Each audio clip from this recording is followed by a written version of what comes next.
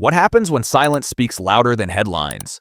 When a man renowned for his quiet strength finally has enough, and in his first spoken words, everything changes? The studio lights on The View are somehow brighter this morning. There's an electricity in the air, unspoken but palpable. It's there beneath the surface of forced smiles, predictable greetings, and the delicate clinking of coffee mugs. Even the audience feels it. That quiet buzz of anticipation. The kind you get before something unexpected, something you can't quite define, is about to happen. Because today isn't about a typical celebrity interview. Today, Henry Cavill is on the stage. And before we delve in, if you enjoy witnessing these raw, powerful celebrity moments, you need to hit that subscribe button for Showdowns, throw a like in the mix, and tell me what you think in the comments. Because this is a moment you're going to remember. He walks onto the stage, applause washing over him, poised, confident, that undeniable presence we all know. He smiles, offers a small wave, and shakes hands with the hosts. On the surface, everything is exactly as expected. But if you look closely, something is different today. It's subtle, almost invisible if you're not paying attention. That easy charm we're all accustomed to. It's somehow dimmed. It's been replaced by something heavier, more deliberate. He sits down, posture straight, hands resting calmly in his lap. The hosts launch into their usual welcoming segment with pleasantries about his latest projects and some light banter. The audience chuckles at the expected moments, their responses perfectly timed. Everything seems perfectly routine, until it's not. Joy Behar leans forward, her question delivered casually but with an undeniable sharpness. "Henry, you've had a remarkable career. But I'm going to say you've also had, and I'll choose my words carefully here, some unique headlines over the years." A stir goes through the audience, somewhere between a chuckle and a gasp. Henry offers a small, almost imperceptible smile. That's certainly one way to put it. But Joy doesn't back down. She tilts her head, a subtle nudge forward. "You know, many feel like you've often remained quiet on certain issues. Almost like you've avoided commenting at times when it really would have mattered. And why would that be?" Suddenly, the room falls silent. The question is deceptively simple, but the subtext, the challenge, hangs heavy in the air. For a moment, Henry says nothing at all. You can feel the air stretching with the pause. His eyes flicker briefly across the table. The other hosts shift slightly in their seats. One even glances towards the audience, perhaps sensing the growing tension. Then Henry leans forward, and everything changes. "I believe," he begins, his voice low and calm, but with an intensity that's completely new. "There's a significant difference between staying silent and choosing your moment." The audience leans in. Joy raises an eyebrow, a hint of skepticism in her expression. "So, you were waiting for the right time?" Henry meets her gaze directly this time. His eyes are steady, unwavering. "No," he says firmly. "I was waiting for the right conversation." And in that moment, the energy in the room completely shifts. It's subtle, almost imperceptible, but undeniable.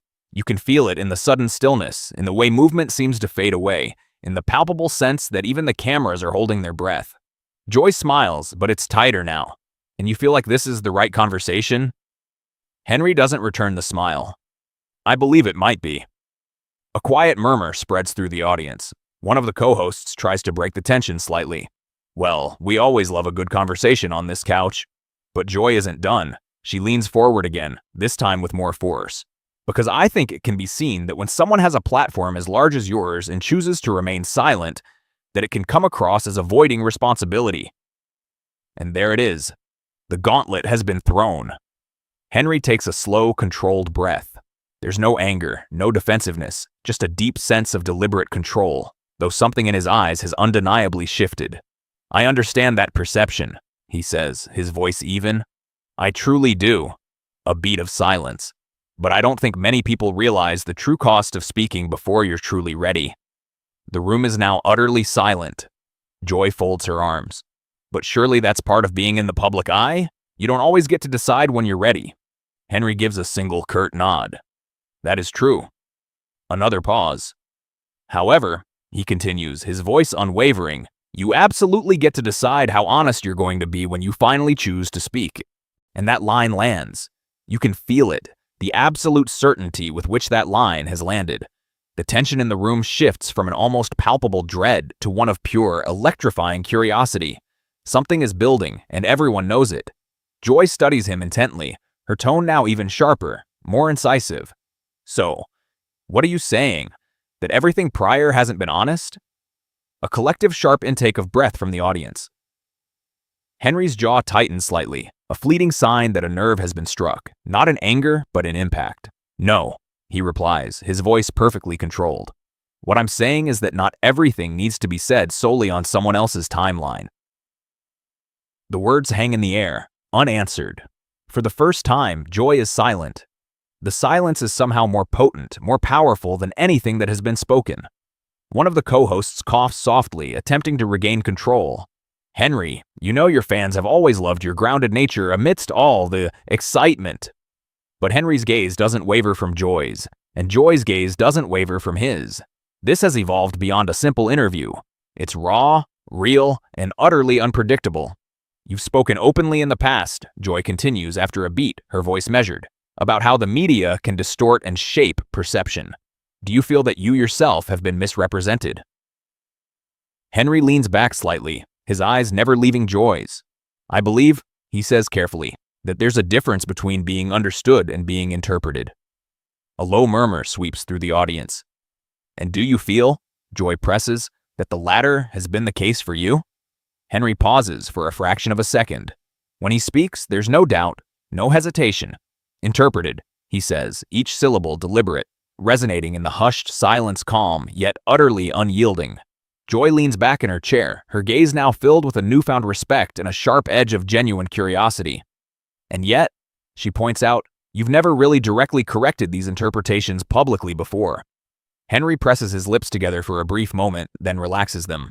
No, he states, why not? And now, the moment everyone has been waiting for. Henry inhales deeply, a slow, controlled breath that feels like the gathering of immense power. Whatever he says next, it will be significant.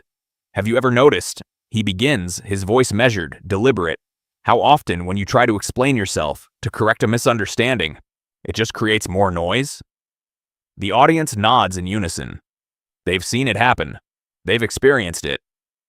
And you just get to a point, he continues, his gaze steady on Joy, where you realize the noise has really nothing to do with the actual truth anymore. It's just about who can shout the loudest. A subtle softening in Joy's expression, and you didn't want to be a part of that shouting. Henry shakes his head once. No, he says quietly. I didn't. The pause that follows stretches, thick with intention and unspoken weight. Then Joy leans forward once more. But you're here now, she says, her voice gentle but firm. And you're speaking. Henry meets her gaze, and for the first time since he walked onto the set this morning, there is an undeniable, palpable sense of resolve in his voice. Yes, he says, I am. The audience erupts, not in a chaotic clamor, but in a surge of energy that's almost electric. They know. Everyone in that room knows. This is not just another interview. This is the precipice of a turning point. The silence he has guarded so fiercely for so long is about to break. The applause fades, but the electricity in the room doesn't dissipate. It lingers, tangible, charged. Every single person in that studio feels as though they're witnessing something unscripted, unedited, something truly unexpected unfold before their eyes. The familiar rhythm of the view has been shattered, and no one seems to know how to put it back together. Henry Cavill sits there still, composed, but absolutely not apathetic. There's an underlying tension, an intensity about the way he holds himself now, like a line has been crossed and he's never going back. Across the table from him, Joy Behar watches intently. The edge isn't gone from her voice. It's transformed, a little sharper here, a little more hesitant there. She knows this won't be an easy, superficial exchange. All right, Joy says, her voice calm but firm.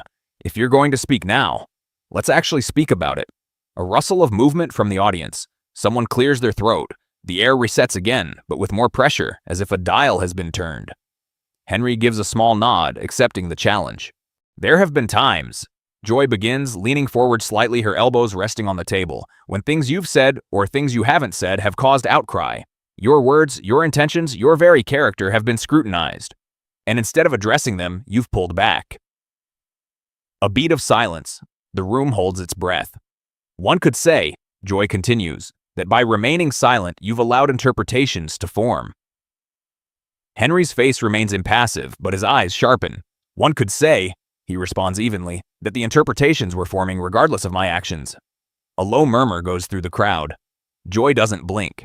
So, You're suggesting it wouldn't have made any difference if you had spoken? She presses.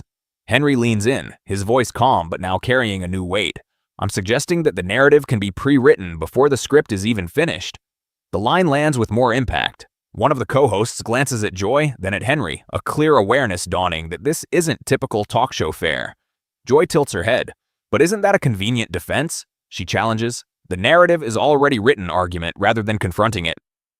Henry exhales quietly, not out of frustration, but as a measured release.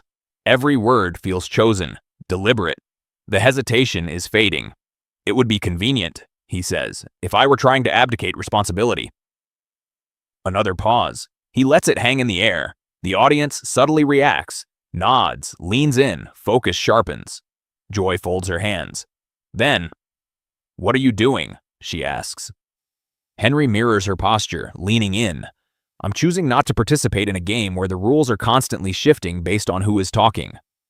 Silence. Not an empty silence, but a loaded, electric one. Joy's eyes narrow. That sounds like a critique of the media. Henry doesn't flinch. It's an observation. A soft, incredulous chuckle erupts from the audience. Not a mockery, just surprise at the directness. Joy presses on. And you understand that shows like this, conversations like this, are part of that media landscape, don't you? I do, Henry answers immediately. And yet you're here. I am. The single word lands with more gravity than anything said so far. Henry pauses, not because he has no answer, but because the answer is too important to be rushed. Once spoken, it can't be unsaid. I'm here, he says slowly, because I believe there's still value in genuine conversations. He glances briefly at the audience, then back at Joy, emphasizing, if they are genuinely conversations. A palpable shift runs through the room. Joy leans back slightly, her expression unreadable for a moment. Then she smiles, but it's not the easy smile from before. It's tighter, more controlled. Are you implying this isn't real? She asks. Henry shakes his head once, deliberately. I'm implying that sometimes conversations can become performances. The words hit like a physical blow. You can feel the resonance through the studio. One of the co-hosts shifts uncomfortably, her eyes straying away from the cameras. The other picks up her mug, hesitant to take a sip. Joy's voice sharpens again. So now this is a performance? Henry meets her gaze directly.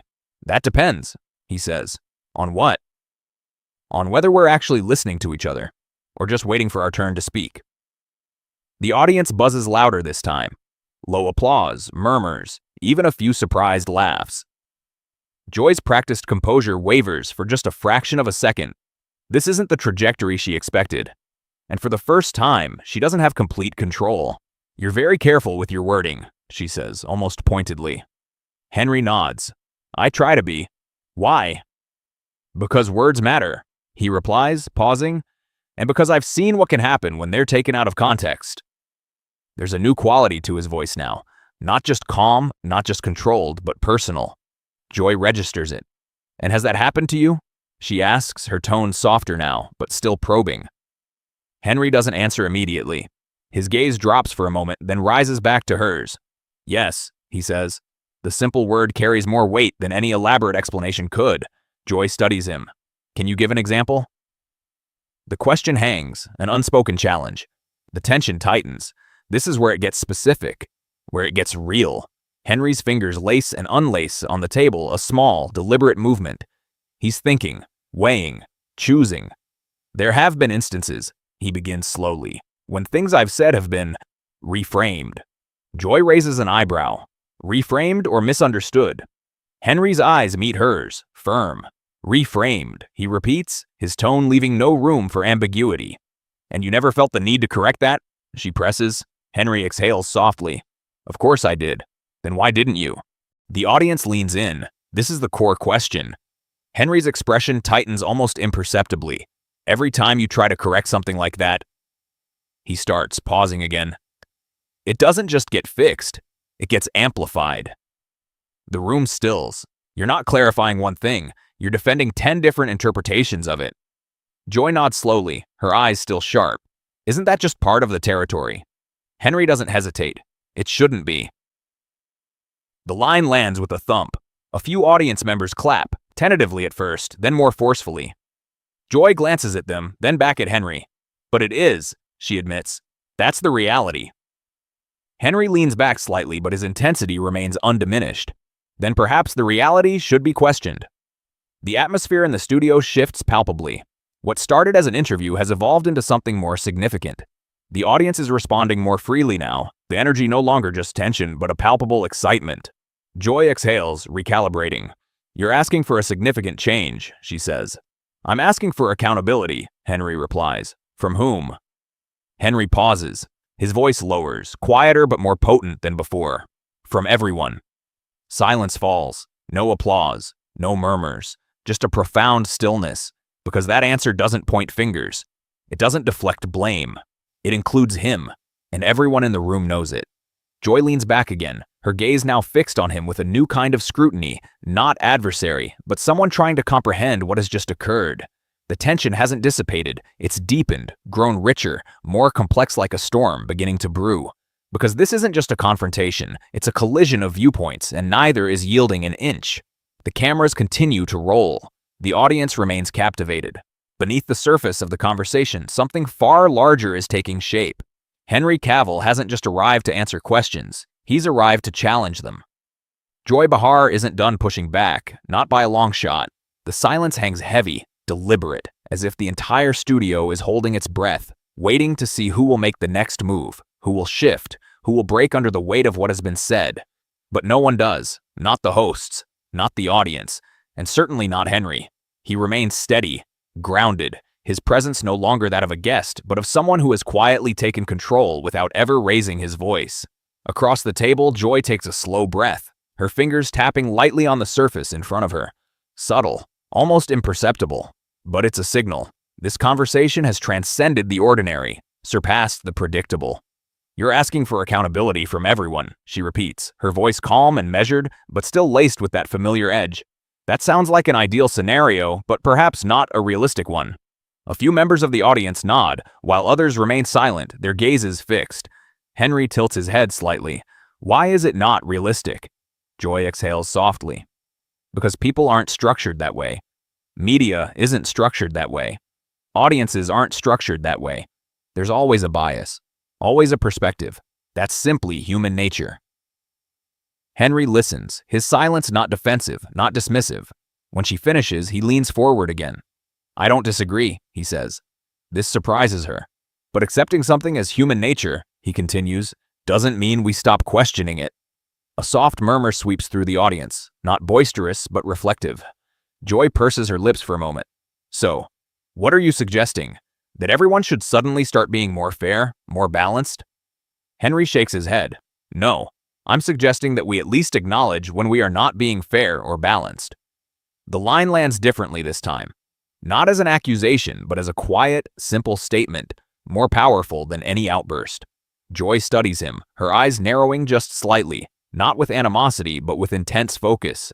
You keep speaking in general terms, she says, but this began with you, your experiences, your silence. Let's get specific. The air shifts again, sharper, more direct. You mentioned being misinterpreted, she continues, that things have been reframed. What did that feel like? The question is different. It's not just probing, it's deeply personal. For the first time since this encounter began, Henry hesitates. His gaze drifts inward for a moment, as if he's revisiting a deeply private and usually unexpressed part of himself.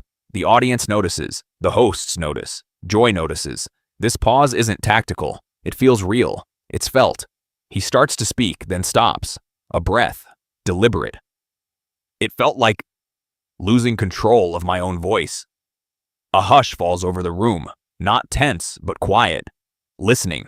Like watching something I said, he continues slowly, becomes something else entirely. And realizing there was nothing I could do to stop it. There's no performance in his voice now, no carefully chosen language, just honesty, and it lands with more force than anything preceding it. Joy's expression softens, just a fraction.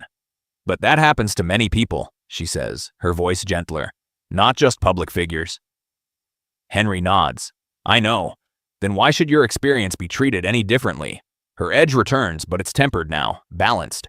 Henry doesn't react defensively. Because of scale, he says simply, pausing. When it happens privately, it affects your immediate circle, your environment. When it happens publicly, he glances briefly at the audience. It becomes a narrative. The word lingers in the air. Narrative. And narratives, Henry states, his voice soft yet resonant, have momentum. The studio falls silent. Every single eye is fixed, every ear listening intently. They don't just reflect reality, he explains. They begin to shape it. Joy leans back, her expression slowly absorbing the weight of his words. You feel it, that sense of recognition. This is exactly what happened to you.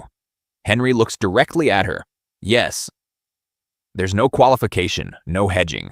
Just a simple, profound affirmation. A pause follows, longer than any that has come before. The conversation is no longer dancing around the issue. It has firmly planted itself in the center of it. One of the co-hosts shifts, the sheer gravity of the moment palpable in the air. Henry, she asks, her tone gentle, do you think that was why you stayed silent for so long? Because you felt that speaking would not alter the narrative? He considers the question, then shakes his head. In part, he concedes, but not solely. Joy leans forward, curiosity replacing her previous defiance. Then what else? A shadow crosses Henry's face, not in anger, but in seriousness. Because I didn't trust the space I'd be speaking into. The words fall like a silent explosion, not in volume, but in their undeniable impact. Joy blinks, her composure faltering for the first time since the segment began. What do you mean by that? He takes his time to answer, his gaze steady. I mean, he says, sometimes it doesn't matter how honest you are. Another pause. If the environment isn't built to receive honesty, it just gets turned into something else. A wave of murmurs and gasps ripples through the audience. This isn't just about gossip or interviews anymore. This has gone deeper, touching on something more uncomfortable, something more fundamental. Joy straightens her shoulders slightly. Are you suggesting that this environment, this show, isn't built to receive honesty? Her question is direct, sharp, yet underlaid with concern. Henry meets her gaze, his expression careful. No, he says softly, I'm suggesting that any environment can become that if we're not careful. The tension doesn't erupt, it intensifies.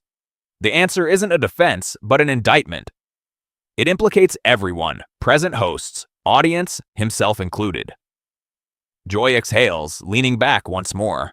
For a moment, there's no pushback, no immediate rebuttal, only thought, genuine, considered thought. And then the shift begins, not in volume or speed, but in tone. The edge of confrontation begins to soften, to transform.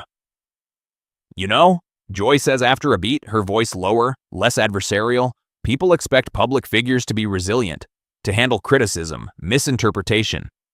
Henry nods. They should be. And are you? The question is simple, yet it holds a surprising weight. He lets out a small, humorless sigh, almost a chuckle. I try to be. That's not an answer, she points out gently. No, he agrees. A beat of silence. It's the truth, plain and simple. The audience murmurs softly, a collective sigh of understanding and reflection. Joy studies him, her gaze unwavering. And what happens when trying isn't enough? There it is. The question that lies beneath all the others. It cuts through media noise, narratives, performance, and reaches the person. Henry's jaw tightens almost imperceptibly. For the first time, a hint of something beyond his composed exterior shows not vulnerability, but a profound moment of introspection. You step back, he says quietly, and you figure out who you are. Without all the noise. The room goes utterly silent. No fidgeting, no whispering, nothing. This isn't an interview anymore. It feels more like a confession. Joy's voice softens. And, did you? He doesn't answer immediately. His eyes scan the audience, then return to the table, and finally settle on her. I'm still figuring it out. The sheer honesty of that response lands with more impact than any defensive or articulate statement could. It doesn't resolve the tension or neatly tie up loose ends. It leaves the moment open, unfinished, undeniably real. And in that space, a palpable shift occurs. The sharp edges soften. The confrontation gives way, not entirely, but undeniably to understanding. But beneath it all, the conflict lingers, unspoken, unresolved. As the cameras continue to roll, you can feel a new energy building. The conversation is far from over. It's merely begun, and whatever comes next will push boundaries even further. The silence that follows is not fragile. It feels earned, stripped down to its core, leaving behind not performance, posture, or conflict, but something far more difficult to navigate.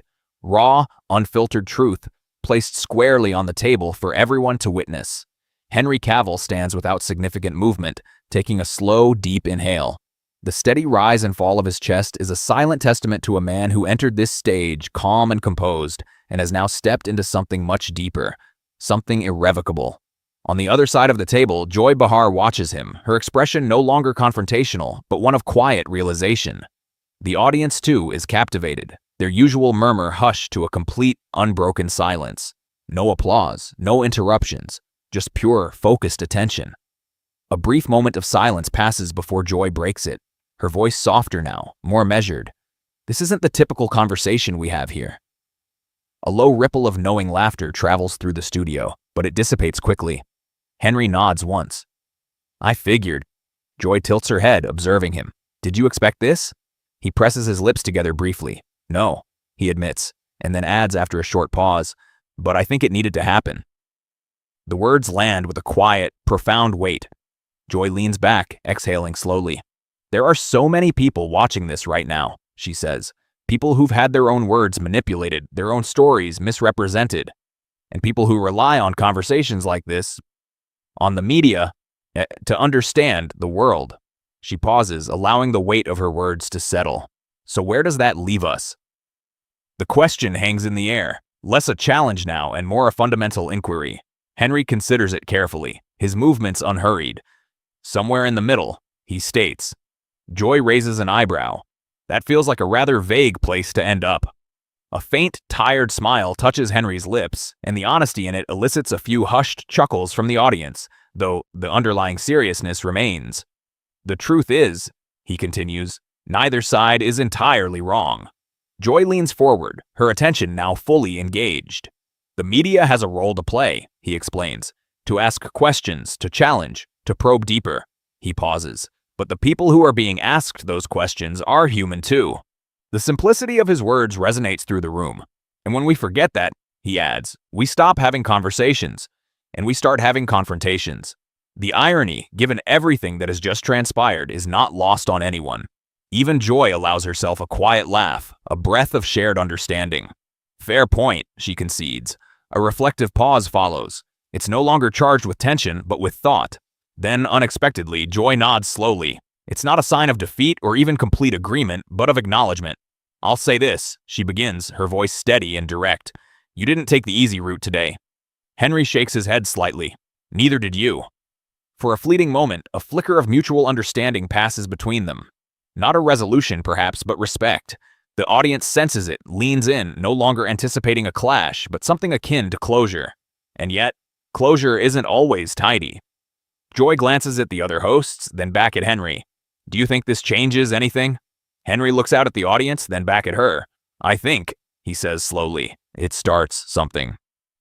A beat of silence. What happens next, he continues, depends on what people choose to take from it. The cameras capture every moment, the stillness, the raw emotions, the unspoken weight of what has just occurred. This is no longer just a television segment. It has become a moment. And moments like these don't remain confined. They ripple outward, and ripple they did. Within minutes of the broadcast ending, clips appear online. Concise, punchy excerpts of the most intense exchanges. Henry's calm yet unyielding responses. Joy's sharp, incisive questions. The pauses. The palpable tension. The internet, true to form, erupts. Some herald it as one of the most honest conversations daytime television has witnessed in years. Others argue it has exposed deeper issues within media, celebrity, and the nature of accountability. Debates ignite. Comment sections fill with an outpouring of opinions, interpretations, and disagreements. Some laud Henry for finally breaking his silence. Others defend Joy, asserting she asked the questions everyone was thinking. And then there are those who see it as something different entirely, not a clash, but a collision of perspectives that rarely converge with such openness. Clips garner millions of views within hours. Headlines emerge, not just about what was said, but how it was said. Calm versus confrontation. The silence on live TV has been broken, but to those who witnessed it unfold in real time, it didn't feel like spectacle. It felt like truth. Back in the studio, as the lights dim, the hosts begin to pack up. The crew signals for the next segment, but for a fraction of a second, a hesitance lingers, as if no one wants to be the first to disturb what has just transpired. Joy looks at Henry one last time. "Thank you," she says. Simple, direct, and utterly genuine. Henry nods. "Thank you." The tension has vanished, replaced by a simple acknowledgement. The audience finally begins to applaud, not with a boisterous roar, but with a steady, sustained warmth that feels different from any applause that has come before. It's not for entertainment, it's for appreciation. Henry stands, offers a small wave, and walks off stage. No dramatic exit, no final word. Just a quiet departure. And in its simplicity, there's an undeniable power. The words have been spoken, the silence shattered, and the impact is just beginning to unfold. Now it's your turn. What are your thoughts on this powerful exchange? Should Henry Cavill have stayed silent for so long, or should he have spoken out sooner? Did Joy Behar cross a line, or did she ask the necessary questions? Let me know your perspective in the comments below. I want to hear from you. And if moments like this, moments that go beyond the headlines and delve into the heart of the story resonate with you, be sure to subscribe to Showdowns, like this video, and stay tuned for more explosive, emotional, and unforgettable conversations.